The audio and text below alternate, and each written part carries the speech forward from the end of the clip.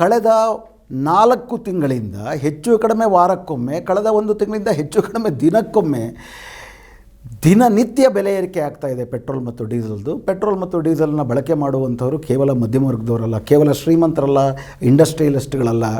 ಒಂದು ಸತಿ ಡೀಸೆಲ್ ಬೆಲೆ ಏರಿಕೆ ಆಯಿತು ಅಂತಂದರೆ ಸಾಮಾನ್ಯ ಜನ, ಬಡವರು ಬಳಸುವಂತಹ ಎಲ್ಲ ಸರಕುಗಳ, ಎಲ್ಲ ಸೇವೆಗಳ ಒಟ್ಟಾರೆ ಸಾಗಾಟ ವೆಚ್ಚ ಜಾಸ್ತಿ ಆಗುತ್ತೆ, ಅದರ ದರ ಜಾಸ್ತಿ ಆಗುತ್ತೆ. ಈಗ ಇದನ್ನು ನಿಯಂತ್ರಿಸಿ ಜನರಿಗೆ ಅಲ್ಪ ಸ್ವಲ್ಪ ಒಳಿತನ್ನು ಮಾಡಬಹುದಾದಂಥ ಸರ್ಕಾರ, ವಿಶೇಷವಾಗಿ ಕೇಂದ್ರ ಸರ್ಕಾರ, ಯಾಕಂದರೆ ಪೆಟ್ರೋಲ್ ಮತ್ತು ಡೀಸೆಲ್ ಬೆಲೆಯ ನಿಯಂತ್ರಣದ ಸಂಪೂರ್ಣ ಪರಮಾಧಿಕಾರ ಇರುವಂಥದ್ದು ಪ್ರಧಾನವಾಗಿ ಕೇಂದ್ರ ಸರ್ಕಾರಕ್ಕೆ. ಅವರು ಇದರ ಬಗ್ಗೆ ನಿರ್ಲಕ್ಷ್ಯದಿಂದಲೋ ಅಥವಾ ಬೇಜವಾಬ್ದಾರಿಯಿಂದಲೋ ನಡ್ಕೋತಿದ್ದಾರೆ. ನೀವು ಹಿಂದಿನ ಸರ್ಕಾರಗಳಿಗೂ ಈ ಸರ್ಕಾರಕ್ಕೂ ಹೋಲಿಸಿ ನೋಡುವುದಾದರೆ, ಹಿಂದಿನ ಸರ್ಕಾರಗಳಲ್ಲಿ ನಾವು 22% ನಮ್ಮ ದೇಶದ ಅಗತ್ಯಕ್ಕೆ ಬೇಕಾಗಿದ್ದಷ್ಟು ನಾವು ಸ್ಥಳೀಯವಾಗಿ ಉತ್ಪಾದನೆ ಮಾಡ್ಕೋತಿದ್ವಿ. ONGCಗಳು ಇನ್ನೂ ಇತ್ತು, OAL ಇತ್ತು, ಈಗಲೂ ಕೂಡ. ಆದರೆ ಹಿಂದಿನ ಸರ್ಕಾರಗಳು ದೇಶೀಯ ಉತ್ಪಾದನೆಗೆ ಅವಕಾಶ ಕೊಡದಿರ ಅದರ ಕತ್ತು ಹಿಸುಕಿದ್ವು. ಈಗ ನಾವು ಆತ್ಮನಿರ್ಭರವಾದಂಥ ನೀತಿಯನ್ನು ಅನುಸರಿಸುವುದಕ್ಕೆ ಬಂದಿದ್ದೀವಿ ಅಂತ ಹೇಳುವ ಮೋದಿ ಸರ್ಕಾರದ ಕಾಲಘಟ್ಟದಲ್ಲಿ ಏನಾಗಿದೆ, ಮೋದಿ ಸರ್ಕಾರದ ಕಾಲಘಟ್ಟದಲ್ಲಿ ಈ ದೇಸಿ ಸಂಸ್ಥೆಗಳಿಗೆ, ನಮ್ಮ ಸರ್ಕಾರಿ ಕಂಪನಿಗಳಿಗೆ ಅನ್ವೇಷಣೆ ಮಾಡುವುದಕ್ಕೆ ಮತ್ತು ಉತ್ಪಾದನೆ ಮಾಡೋದಕ್ಕೆ ಹೆಚ್ಚುವರಿ ಏನು ಕೊಡಬೇಕಾಗಿತ್ತು ಹಣವನ್ನು ಕೊಡಲಾಗ್ತಾ ಇಲ್ಲ.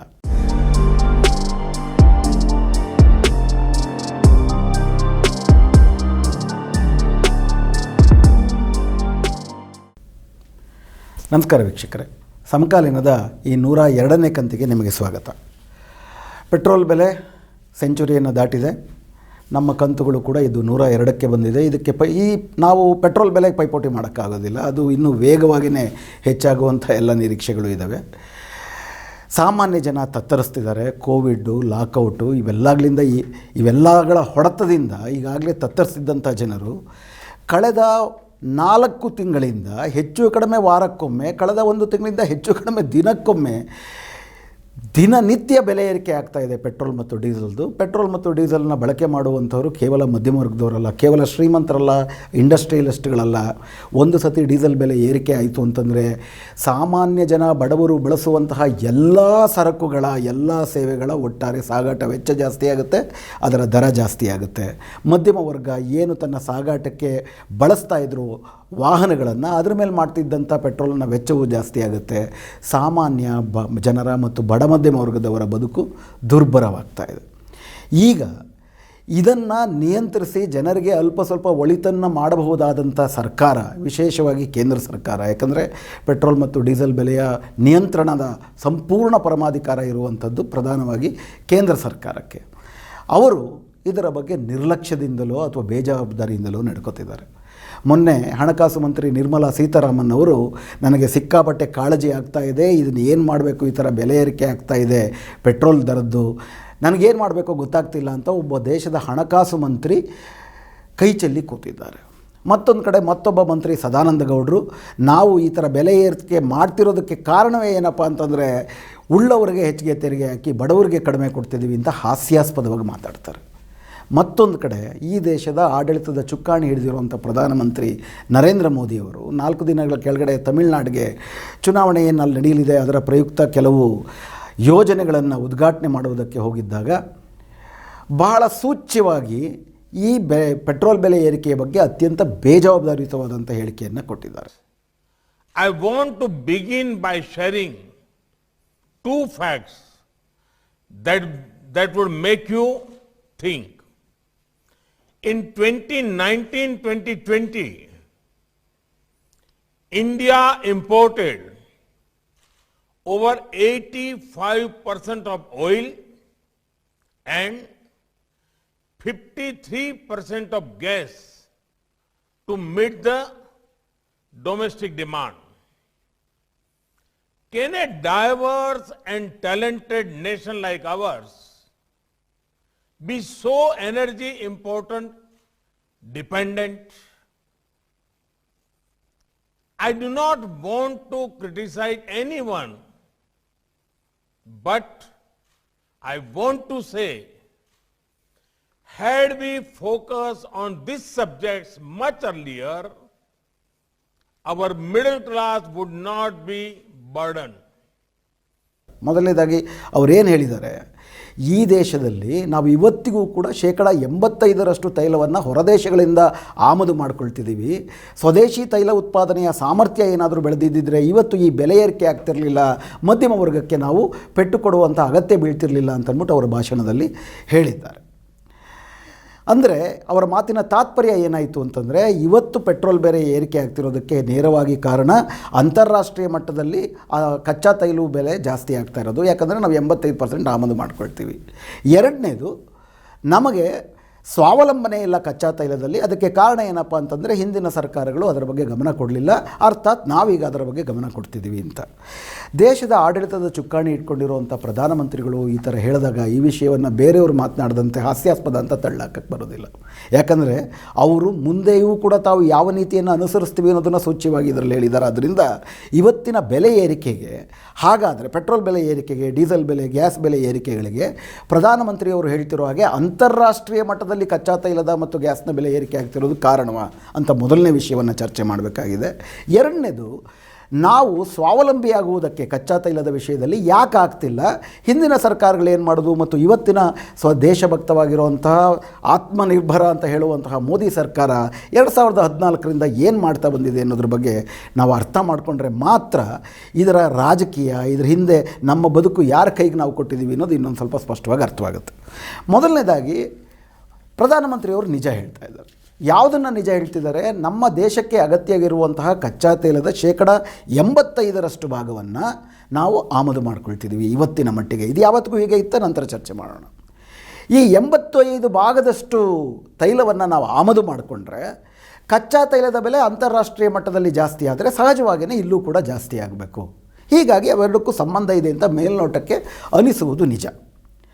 ಈಗ ನಮ್ಮ ದೇಶದಲ್ಲಿ ಪೆಟ್ರೋಲ್ ಅಥವಾ ಡೀಸೆಲ್ ಬೆಲೆಯನ್ನು ಹೇಗೆ ಒಟ್ಟಾರೆಯಾಗಿ ರೂಪಿಸಲಾಗುತ್ತೆ ಅಂತ ನಾವು ಚರ್ಚೆ ಮಾಡೋದಾದರೆ, ಮೊದಲನೇದಾಗಿ ಅದಕ್ಕೆ ಬೇರೆ ದೇಶಗಳಿಂದ ನಾವು ಆಮದು ಮಾಡಿಕೊಳ್ಳುವಂಥ ಕಚ್ಚಾ ತೈಲದ 1 ಲೀಟರ್ನ ವೆಚ್ಚ ಹಾಗೂ ತಲಾ 1 ಲೀಟರ್ನ ಅದನ್ನು ಸಂಸ್ಕರಣೆ ಮಾಡೋದಿದ್ದಿಲ್ಲ, ರಿಫೈನರಿನಲ್ಲಿ ಅದನ್ನು ಸಂಸ್ಕರಣೆ ಮಾಡಿ ಕಚ್ಚಾ ತೈಲವನ್ನು ಪೆಟ್ರೋಲ್ ಆಗಿ, ಡೀಸೆಲ್ ಆಗಿ, ಏವಿಯೇಷನ್ ಫ್ಯೂಯಲ್ ಆಗಿ, ಕೆರೋಸಿನ್, ಸೀಮೆ ಎಣ್ಣೆಯಾಗಿ ಹಲವಾರು ಬೇರೆ ಬೇರೆ ಎಣ್ಣೆಗಳಾಗಿ ಅದನ್ನು ಪರಿವರ್ತಿಸಲಾಗುತ್ತೆ. ಅದನ್ನು ರಿಫೈನರಿ ಮಾಡುವುದಕ್ಕಾಗುವ ವೆಚ್ಚ, ಅದನ್ನು ಹಡಗಿನಲ್ಲಿ ಸಾಗಾಟ ಮಾಡುವ ವೆಚ್ಚ ಮತ್ತು ಅದನ್ನು ನಮ್ಮ ಹಳ್ಳಿಗಳಿಗೆ ಮತ್ತು ಪಟ್ಟಣಗಳಿಗೆ ಮುಟ್ಟಿಸುವಂಥ ಡೀಲರ್ ಯಾರಿರ್ತಾರೆ, ಪೆಟ್ರೋಲ್ ಬಂಕ್ಗಳು, ಡೀಸೆಲ್ ಬಂಕ್ಗಳು, ಅವ್ರಿಗೆ ಕೊಡುವಂತಹ ಒಂದು ಕಮಿಷನ್, ಇವೆಲ್ಲವೂ ಒಟ್ಟು ಸೇರಿ ನಾವು 1 ಲೀಟ್ರಿಗೆ ಬೆಲೆ ಏನು ಕೊಡ್ತೀವಿ ಅದು ಒಟ್ಟಾರೆ ವೆಚ್ಚ ಹಾಗೆ ಕ್ಯಾಲ್ಕುಲೇಟ್ ಮಾಡಲಾಗುತ್ತೆ. ಉದಾಹರಣೆಗೆ 2013ರಲ್ಲಿ, ಅಂದರೆ ಈ ಸರ್ಕಾರ ಅಧಿಕಾರಕ್ಕೆ ಬರುವ ಮುಂಚೆ ನಮ್ಮ ದೇಶದ ಪೆಟ್ರೋಲ್ನಲ್ಲಿ ನಾವಾಗಲೇ ಹೇಳಿದಾಗೆ 83% ಆಮದು ಮಾಡ್ಕೋತಿರಲಿಲ್ಲ, 75% ಆಮದು ಮಾಡ್ಕೊಳ್ತಿದ್ವಿ. ಆದರೂ ಕೂಡ ಮುಕ್ಕಾಲು ಭಾಗ ಹೊರದೇಶದಿಂದನೇ ಬರ್ತಿತ್ತು ಅಂತಂದರೆ, ಆಗ ಅಂದರೆ ಹಿಂದಿನ UPA ಸರ್ಕಾರ ಅಧಿಕಾರವನ್ನು ಮುಗಿಸುವ ವೇಳೆಗೆ ಒಂದು ಬ್ಯಾರಲ್ ಅಂತಂದರೆ 160 ಲೀಟರ್, 1 ಬ್ಯಾರಲ್ ಕಚ್ಚಾ ತೈಲದ ಬೆಲೆ $100 ಅಂತಂದರೆ $7,500 ಆಗಿತ್ತು.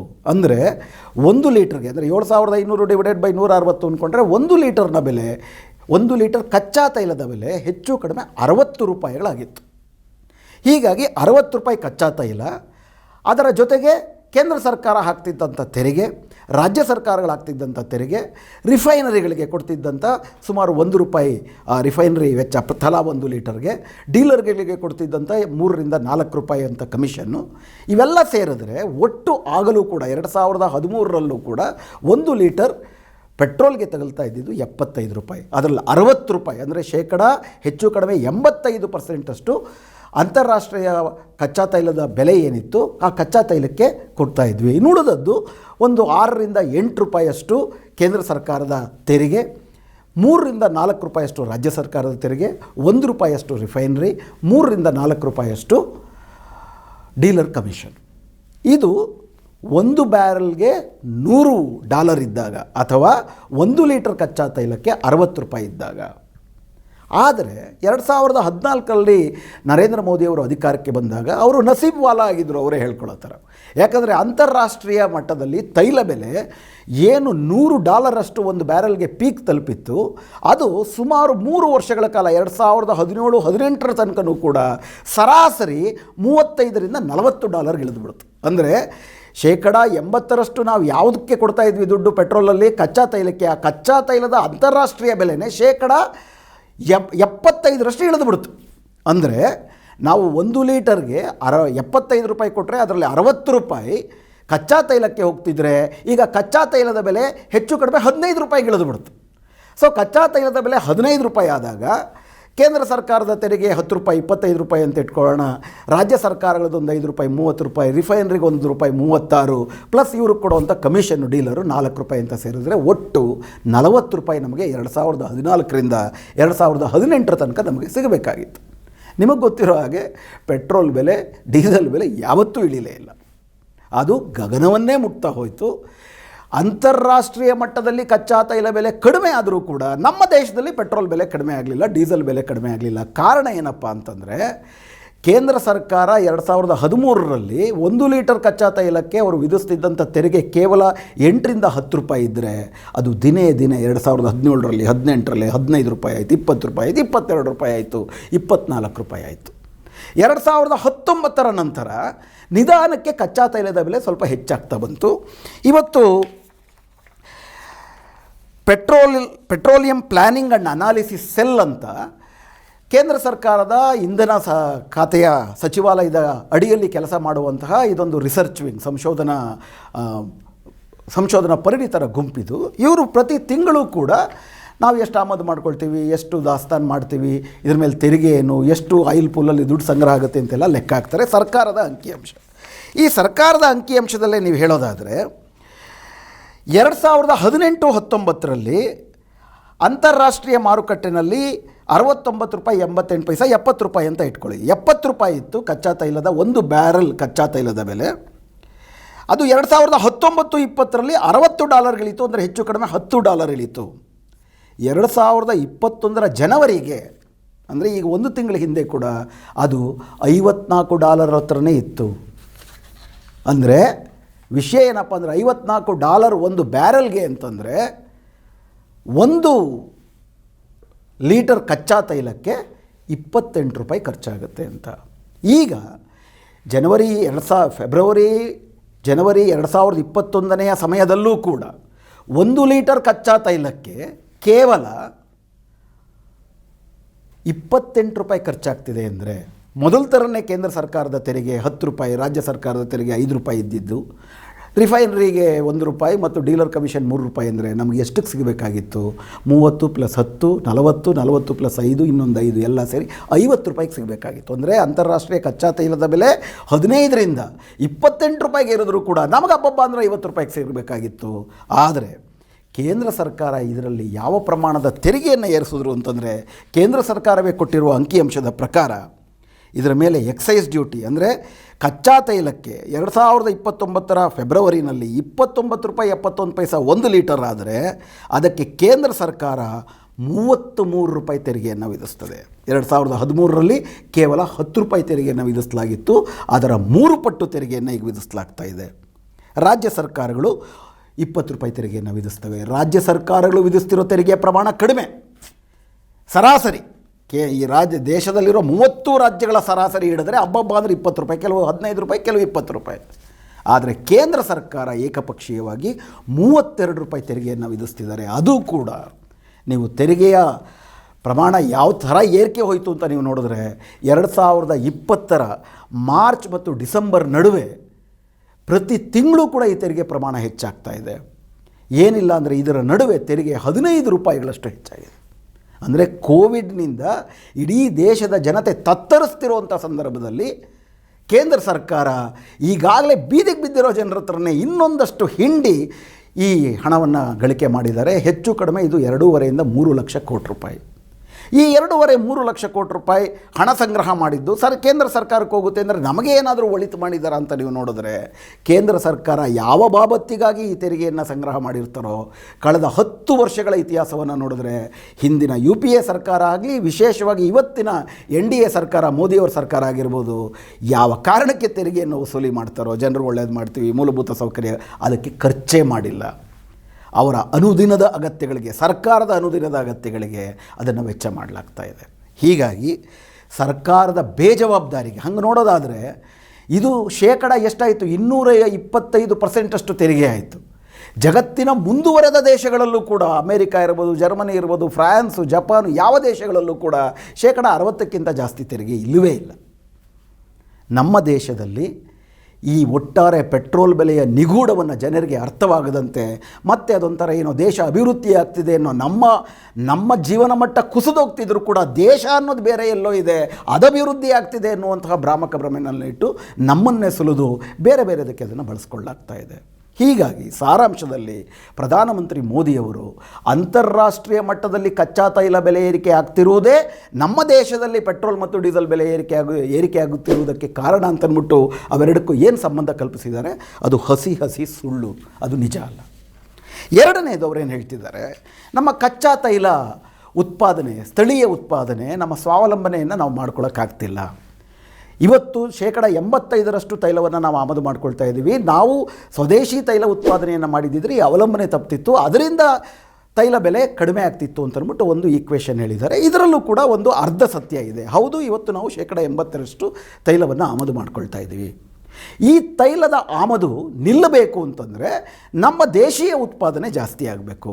ಈ ಥರ ನಮ್ಮ ದೇಶೀಯ ಉತ್ಪಾದನೆಗಳು, ಆಯಿಲ್ಗಳೆಲ್ಲಿದೆ, ತೈಲ ನಿಕ್ಷೇಪಗಳು ಎಲ್ಲಿದ್ದಾವೆ, ಅದನ್ನು ಎಕ್ಸ್ಪ್ಲೋರ್ ಮಾಡಿ, ಅನ್ವೇಷಣೆ ಮಾಡಿ, ಅದನ್ನು ಹೊರತೆಗೆದು ಉತ್ಪಾದನೆಯನ್ನು ಮಾಡಿ ಸಂಸ್ಕರಿಸಿ ಮಾರುವುದಕ್ಕೆ ನೀವು ಅದಕ್ಕೆ ಸರ್ಕಾರಿ ಕಂಪ್ನಿಗಳಿದ್ದಾವೆ, ONGC ಇದೆ ಮತ್ತು ಆಯಿಲ್ ಇಂಡಿಯಾ ಲಿಮಿಟೆಡ್ ಕಂಪ್ನಿಗಳಿದ್ದಾವೆ.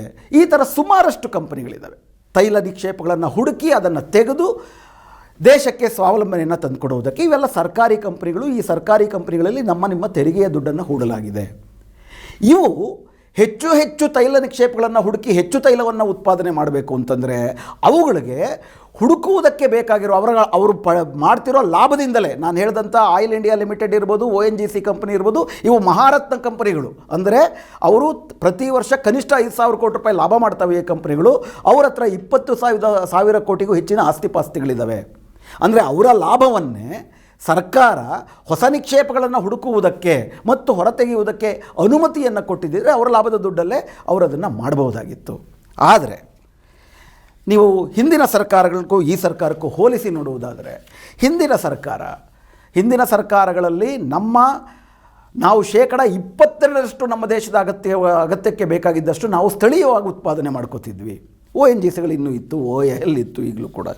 ಆದರೆ ಹಿಂದಿನ ಸರ್ಕಾರಗಳು ದೇಶಿ ಉತ್ಪಾದನೆಗೆ ಅವಕಾಶ ಕೊಡದಿರ ಅದರ ಕತ್ತು ಹಿಸುಕಿದ್ವು. ಈಗ ನಾವು ಆತ್ಮನಿರ್ಭರವಾದಂಥ ನೀತಿಯನ್ನು ಅನುಸರಿಸುವುದಕ್ಕೆ ಬಂದಿದ್ದೀವಿ ಅಂತ ಹೇಳುವ ಮೋದಿ ಸರ್ಕಾರದ ಕಾಲಘಟ್ಟದಲ್ಲಿ ಏನಾಗಿದೆ, ಮೋದಿ ಸರ್ಕಾರದ ಕಾಲಘಟ್ಟದಲ್ಲಿ ಈ ದೇಸಿ ಸಂಸ್ಥೆಗಳಿಗೆ, ನಮ್ಮ ಸರ್ಕಾರಿ ಕಂಪನಿಗಳಿಗೆ ಅನ್ವೇಷಣೆ ಮಾಡುವುದಕ್ಕೆ ಮತ್ತು ಉತ್ಪಾದನೆ ಮಾಡೋದಕ್ಕೆ ಹೆಚ್ಚುವರಿ ಏನು ಕೊಡಬೇಕಾಗಿತ್ತು ಹಣವನ್ನು ಕೊಡಲಾಗ್ತಾ ಇಲ್ಲ.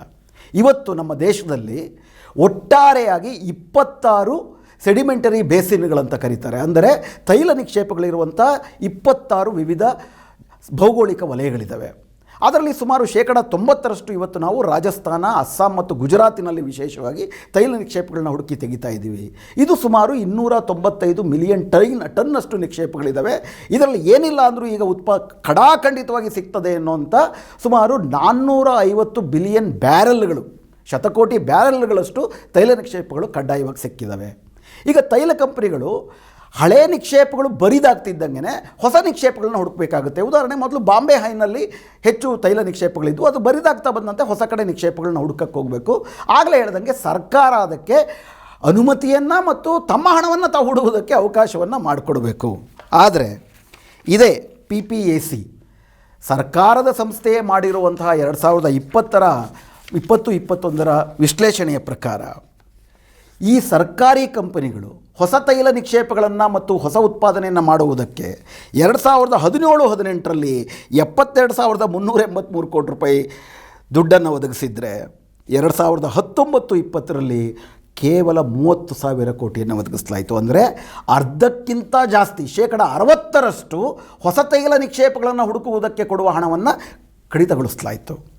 ಅದೇ ರೀತಿ ಆಯಿಲ್ ಇಂಡಿಯಾ ಲಿಮಿಟೆಡ್ ಅದಕ್ಕೆ 2017-18ರಲ್ಲಿ 8,395 ಕೋಟಿ ರೂಪಾಯಿಯಷ್ಟು ಅವಕಾಶವನ್ನು, ಅಂದರೆ ಹಣ ಹೂಡಿಕೆಗೆ ಅವಕಾಶ ಕೊಡಲಾಗಿತ್ತು ಹೊಸ ನಿಕ್ಷೇಪಗಳಿಗೆ. ಅದನ್ನು 3,724 ಕೋಟಿಗೆ 2019-20ರಲ್ಲಿ ಇರಿಸಲಾಯಿತು. ಅಂದರೆ 70% ಹಣ ಅವ್ರದ್ದೇ ಹಣ, ಅದು ಸರ್ಕಾರ ಬಜೆಟಿಂದನೂ ಕೊಡಬೇಕಾಗಿರಲಿಲ್ಲ. ಅವ್ರ ಹತ್ರನೇ ಇರುವಂಥ ಹಣವನ್ನು ಅವರು ನೀವು ಅದನ್ನು ಹೂಡಿಕೆ ಮಾಡಬಾರ್ದು, ನಿಕ್ಷೇಪ ಹುಡುಕಬಾರ್ದು, ಉತ್ಪಾದನೆ ಮಾಡಬಾರ್ದು ಅಂತ ಮಾಡೋದು. ಇದರ ಪರಿಣಾಮ ಏನಾಯಿತು? ಇದರ ಪರಿಣಾಮವಾಗಿ ನೇರವಾಗಿ ನಮ್ಮ ಉತ್ಪಾದನೆಗಳ ಮೇಲೆ ಬಿತ್ತು. ಇದರಲ್ಲಿ ನೀವು ಸ್ಥಳೀಯವಾದಂಥ ಕಚ್ಚಾ ತೈಲ ಉತ್ಪಾದನೆಗಳು ಎಷ್ಟಾಯಿತು ಅನ್ನೋದ್ರ ಬಗ್ಗೆ ಒಂದು ಪಟ್ಟಿಯನ್ನು ಕೊಡ್ತಾರೆ. ಅದರಲ್ಲಿ ONGC ಅಂದರೆ ಹೆಚ್ಚುಗೆ ಹಣವನ್ನು ಹೂಡಲಿಕ್ಕೆ ಅವಕಾಶ ಕೊಡಲಿಲ್ಲ. ಆದ ಕಾರಣದಿಂದ 2018-19 ಇಸ್ವಿನಲ್ಲಿ ONGC 19.6 ಮಿಲಿಯನ್ ಮೆಟ್ರಿಕ್ ಟನ್ ಉತ್ಪಾದನೆ ಮಾಡ್ತಿದ್ರೆ 2019-20 ಅದು 19 ಟನ್ಗಿಳಿತು, ಅಂದರೆ 6 ಟನ್ ಉತ್ಪಾದನೆ ಇಳಿತು.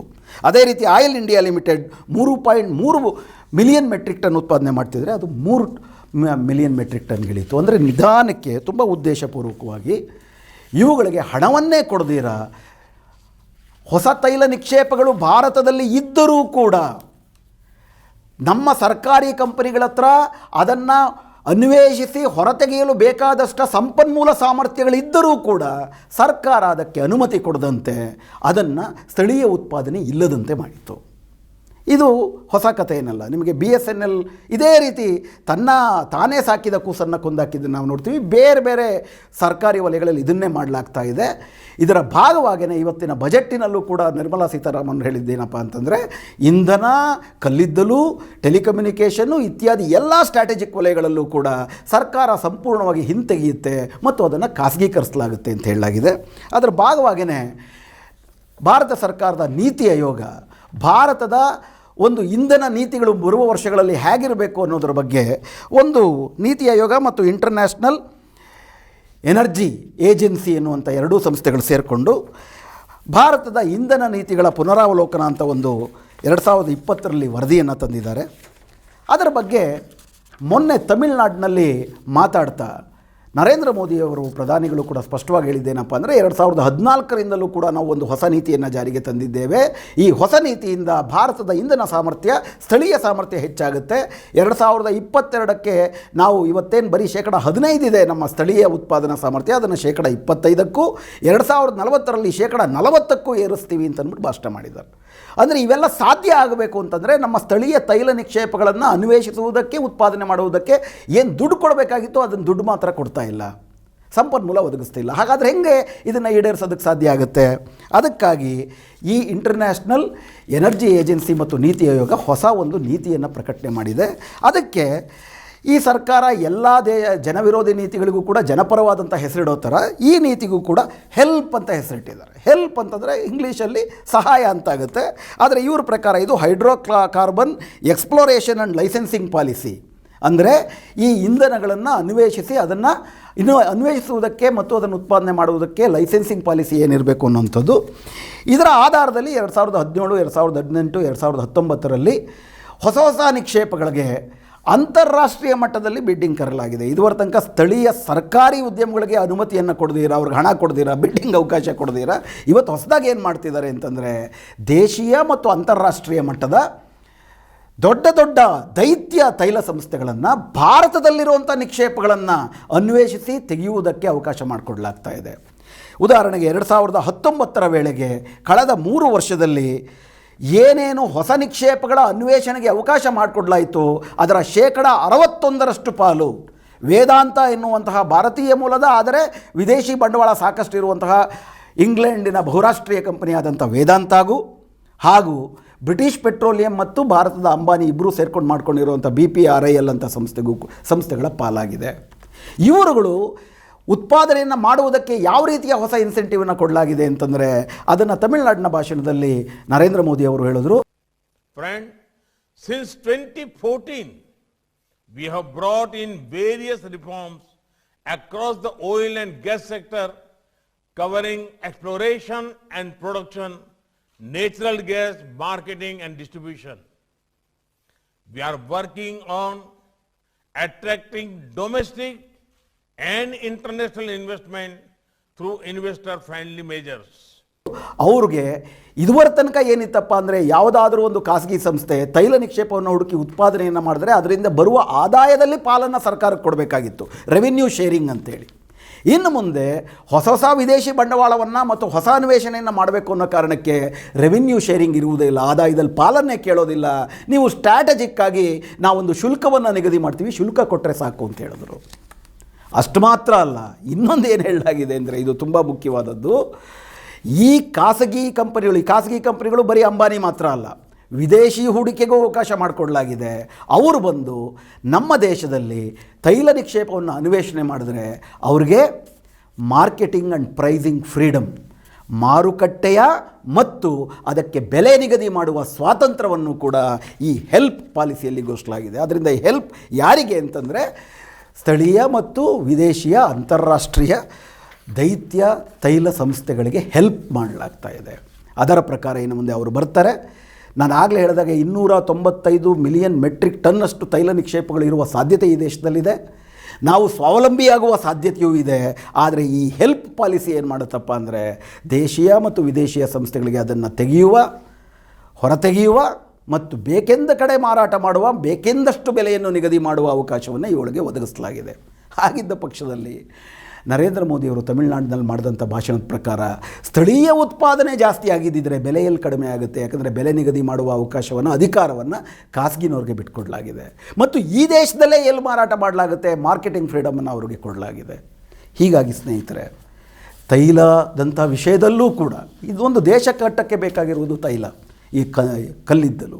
ಅಂದರೆ ಈ ದೇಶದ ಪ್ರಧಾನವಾಗಿ ಕೈಗಾರಿಕೆಯಾಗಿ ಮತ್ತು ಒಂದು ದೇಶ ಅಭಿವೃದ್ಧಿಶೀಲ ಆಗಬೇಕಂತಂದ್ರೇ ಇವುಗಳೆಲ್ಲ ತುಂಬ ಅಗತ್ಯ. ಇಂಥ ಕೀಲಕ ಕ್ಷೇತ್ರದಲ್ಲೇ ಸಂಪೂರ್ಣವಾಗಿ ಈ ದೇಶದ ಸಂಪನ್ಮೂಲಗಳನ್ನು ಹರಾಜು ಮಾಡಿಕೊಳ್ಳುವಂತಹ, ಖಾಸಗಿನವ್ರಿಗೆ ಬಿಟ್ಕೊಡುವಂತಹ ಮತ್ತು ನಮ್ಮದೇ ಸಾಮರ್ಥ್ಯ ಇದ್ದರೂ ಕೂಡ ನಮ್ಮ ONGCಗೆ ಸಾಮರ್ಥ್ಯ ಇದೆ, ನಮ್ಮದೇ ಟ್ಯಾಲೆಂಟ್ ಪೂಲ್ ಇದೆ, ಪ್ರತಿಭೆ ಇದೆ, ಸಂಪನ್ಮೂಲ ಇದೆ, ಅವ್ರಿಗೆ ಅದರ ಕತ್ತನ್ನು ಹಿಸುಕಿ ಈ ದೇಶವನ್ನು ವಿದೇಶಿಯರಿಗೆ ಹರಾಜು ಮಾಡಲಾಗ್ತಾ ಇದೆ. ತೈಲ ಕ್ಷೇತ್ರದಲ್ಲೂ ಕೂಡ ಇದು ಯಾವ ಆತ್ಮನಿರ್ಭರತೆ? ಇದು ದೇಶದ್ರೋಹ ಅಲ್ವಾ? ಪೆಟ್ರೋಲ್ ಬೆಲೆ ಏರಿಕೆ ಈಗಾಗಲೇ ನೋಡಿದಂತೆ ಕೇಂದ್ರ ಸರ್ಕಾರ ಒಂದು ಕಡೆ ತೆರಿಗೆಯನ್ನು ವಿನಾಕಾರಣ ಏರಿಸಿ, ಬೇರೆ ಹಲವಾರು ಮೂಲಗಳಿವೆ. ಕೋವಿಡ್ ಸಂದರ್ಭದಲ್ಲೇ ಕೇವಲ ಈ ದೇಶದ 100 ಜನ ಶತಕೋಟ್ಯಾಧಿಪತಿಗಳು 12.5 ಲಕ್ಷ ಕೋಟಿ ರೂಪಾಯಿ ಲಾಭ ಮಾಡ್ಕೊಂಡಿದ್ದಾರೆ. ಅವ್ರ ಮೇಲೆ 1% ಟ್ಯಾಕ್ಸ್ ಹಾಕಿದ್ರು ಕೂಡ ನಿಮ್ಮ ತೆರಿಗೆಯನ್ನು ನೀವು 10 ರೂಪಾಯಿಗೆ ಇಳಿಸ್ಬೋದು, ಬಡ ಜನರು ಬದುಕೋಬೋದು. ಆದರೆ ಬಡ ಜನರ ಕುತ್ತಿಗೆಯನ್ನು ಹಿಸುಕ್ತಾ, ದೇಶದ ಸಂಪನ್ಮೂಲದ ಕುತ್ತಿಗೆಗಳನ್ನು ಹಿಸುಕ್ತಾ ಈ ದೇಶವನ್ನು ಹರಾಜು ಮಾಡ್ತಿರೋ ಪಾಲಿಸಿಯೇ, ಹೆಲ್ಪ್ ಅನ್ನುವಂತಹ ದೇಶದ್ರೋಹಿ ನೀತಿಯೇ ಈ ಪೆಟ್ರೋಲ್ ಬೆಲೆ ಏರಿಕೆಗೆ ಕಾರಣ ಆಗಿದೆ. ಈಗಲಾದರೂ ಈ ದೇಶದ ಜನ ಈ ಹುನ್ನಾರವನ್ನು ಅರ್ಥ ಮಾಡಿಕೊಳ್ಬೇಕು. ವಿಶೇಷವಾಗಿ ಭಕ್ತರು ಕಣ್ಣು ತೆಗೆಯಬೇಕು. ಈ ದೇಶದ್ರೋಹದಿಂದ ಈ ದೇಶವನ್ನು ನಾವು ಬಚಾವ್ ಮಾಡಬೇಕು ಅಂತ ನನಗನ್ಸುತ್ತೆ. ನಮಸ್ಕಾರ.